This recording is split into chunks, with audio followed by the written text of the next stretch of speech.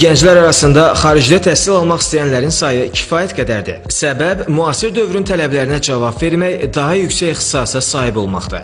Əgər əvvəllər tələbələr yalnız dövlət xətti ilə xaricdə təhsil ala bilirdilərsə, indi öz hesabına və ya təqaüd proqramları vasitəsilə də xarici ölkələrə üz tutanlar az deyil. Təhsil almaq üçün isə daha çox Türkiyə, Almaniya, İtaliya, Ukrayna ali təhsil müəssisələri seçilir. Bunun da öz səbəbləri var.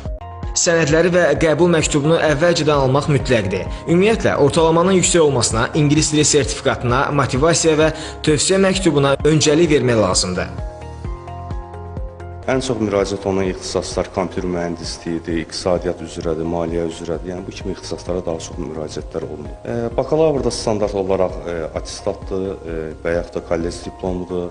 Xarici pasportun olmağı mütləq şəkildədir, 3-4 şəkildir, transkriptdir, yəni bu kimi sənədlər vacib. Ən çox hal-hazırda, yəni bilirsiniz, imtahanlar dövrü olduğuna görə imtahandan kəsilən tələbələr bakalavra daha çox müraciət edir. Amma magistr, doktoranturaya da bugünkü günün müraciətlərimiz var. Qeyd edək ki, diplomların tanınması prosesi isə Təhsildə Keyfiyyət Təminatı Agentliyi tərəfindən həyata keçirilir. Nilüfər Səlim, Sahar Aşımov, Səbuy Sadiq, Telesər.